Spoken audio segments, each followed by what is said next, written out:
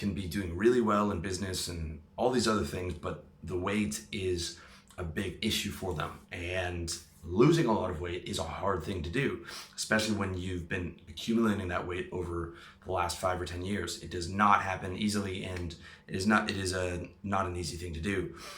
And I can definitely relate. Okay, last night I destroyed a large pizza from Pizza Hut by myself, with a dessert on top of that and a few sodas. I love to eat. I love food so much.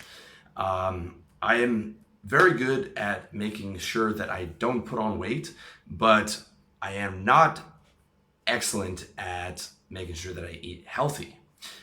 I'm 70 to 80% of the way there. Okay, so I can understand where you're coming from if you're struggling with food. I don't struggle with weight, but I do struggle with eating healthy.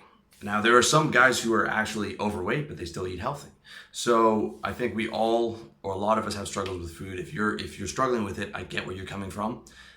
But when it comes to losing weight, this is a problem that I know 100% how to solve. And it's something that I have 20 years of experience with. And there are many factors involved. Okay, what I want to do is just cut out all the fucking white noise that's all over the internet, and you won't have to read another article on weight loss or understand why you're not losing weight or watch another audio or video.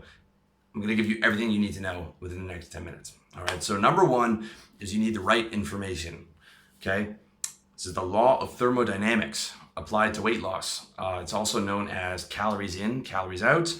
Calories in being the amount of food that you're taking into your body, calories being energy, and minus the amount of calories that are coming out, either your total caloric expenditure for the day, walking around, being alive, exercising, the amount of heat that your body is generating, and metabolic processes and things like that. So the stuff that's coming out, and it's strictly calories in, the amount of food that you're eating minus the calories that are coming out. If you eat more food than your body needs, and you give your body more energy than it needs, which is the law of thermodynamics, then your body is going to store that as either increased muscle mass or increased fat. Most likely increased fat if you are not doing heavy routines in the gym. So that's really important to understand. I'm firmly in the calories in, calories out camp. And the people that are not in that camp are rarely people who are in shape. Okay, those are people who have excuses, or they are people who believe in miracle diets, or believe in you need to eat these are special weight loss foods, or that you can't lose weight, all these other excuses. All right, I'm not trying to shit on anybody, but that's the truth. And this is massively field tested on myself over the last 20 years. And for those of you people who think, well, okay, you were a guy who never struggled with weight. That is true. In high school, I was really skinny. It took me a lot of effort to put on muscle, but I was able to put on muscle because I just did what I was supposed to do. I worked out hard. I ate a bit more than my body needed. And, when I started to get fat, I would do a cut. But there were periods where I actually got fat because I'm reading shit on the internet, eat big, eat big, eat big, train big. So I would train really hard, and my strength would go up and my size would go up, and I would eat really big, and I would eat lots of protein. I would eat, the right stuff, but I would get fat because I was eating way more than my body needed. What those guys aren't saying, those avatars on bodybuilding.com of these guys who are, 5'10", 220 pounds, is it's eat big and take steroids. Okay. When you're a natural, you grow a lot slower than a guy who's on the juice. And as a natural, you've got 35 to 50 pounds of muscle. After that point, you're not going to grow at all. For the most part, you're just going to get fat.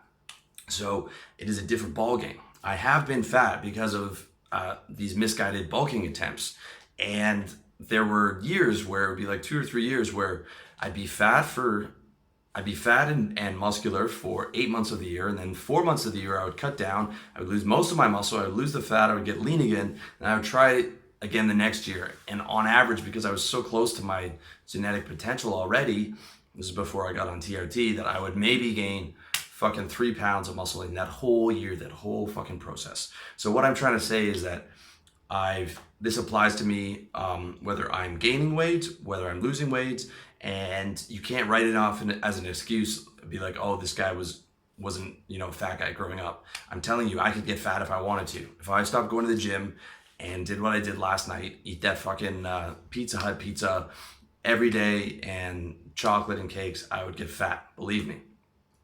So, with that said, there are 3 cases where it's not an exception to the rule. The law of thermodynamics still applies, but there are some modifications. So a diabetic, for example, you're going to have to manage your sugar and stuff like that. And if you look on a calorie calculator and they have the base metabolic rate, for me at 170 pounds and a relatively sedentary life, I'm looking at about 2,000 calories a day to maintain my weight. Not much. Even though I exercise every day, I work out, I do weights, I do yoga, I do the elliptical. That's probably only 250 calories, maybe 200 calories burnt a day, right? So my base metabolic rate of 2,000 maybe bumped up to 2,200. Okay, because for the vast majority of the day, I'm doing work at the computer or doing videos like this, and I'm not moving around a lot as if I had a manual labor job. Okay, so for someone who's like me, 5'10", 170, a diabetic, that 2,000 calories might be much different because they have that particular illness. Another area where you're not going to be able to get the straight calories that you need is if you have a metabolic disease. Okay, now that can be brought in line with T3 and T4, but if you have a problem with your thyroid, your calories are going to be different than the average person's. Okay, those are situations where you should be talking to your doctor. But even in those situations, if you look at John Doe from JohnDoeBodybuilding.com, who's got a really good site, he's a diabetic and he's fucking jacked. Now he's on steroids, but he still knows how to get lean. He's just mitigated his diabetes. And when you have those problems, it's not going to change the law of thermodynamics. It just changes your metabolic processes. So you might have to eat less than the average person who weighs the same as you do because your metabolism isn't right, or you get on T3 or T4 to get your thyroid under control. And lastly, the third modification, and this is what confuses a lot of people, is fucking bloat. Okay, so from that pizza last night, I probably have about a pound of extra water on me. If you eat a lot of carbs and a lot of salt, you might get bloated. This has definitely increased exponentially as I've gotten older. If I do 3 high carb, high salt days, like I'm eating Indian food, I'm eating pizza in a row, I'm gonna put on like 3 pounds of water weight and my face is gonna bloat up big time. Okay, and that's doubly true if I don't have a Remedex, or if it's bunker Remedex and the estrogen goes up. These are big factors as you get older. And if you might look back through some of my videos, there's a couple where I was on a bender and you could see it in my face. You could see the bloat. And where other videos, you can see the cheekbones. Okay, and I haven't changed that much weight over the last 6 months, 7 months. But when you do eat a lot of salt and carbs, that bloat becomes a factor, and you get on the scale, and you could have been cutting weight, but you could get on the scale and say, shit, I actually gained weight. No, it's not that. Or I'll have guys who say like, oh man, I can gain 4 pounds in a day. If I just eat that cheeseburger, it makes me fatter. Not for guys, and then they'll put to me like, it doesn't work for guys like you like that, but for me, I can't eat that cheeseburger, I'll get fat. No, you can't put on a pound of fat in 2 days. It is the bloat, it is the salt, it's the carbs. That's one thing you have to understand.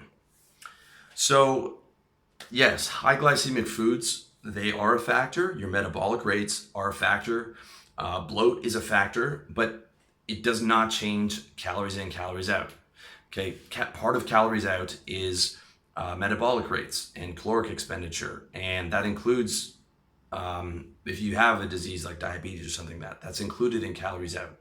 Okay, so it does not change the law of thermodynamics whatsoever. It just means you might have to go a bit harder than someone else who doesn't have that particular illness. Okay, you can eat nothing but ice cream. All right, and lose weight. If you're eating 200 calories of ice cream, if you eat one little ice cream bar every day, you're gonna lose a ton of weight. Now that's gonna be super unhealthy, but if that's all you're eating, you're gonna lose a ton of weight because you literally don't have the calories to maintain the weight that you have.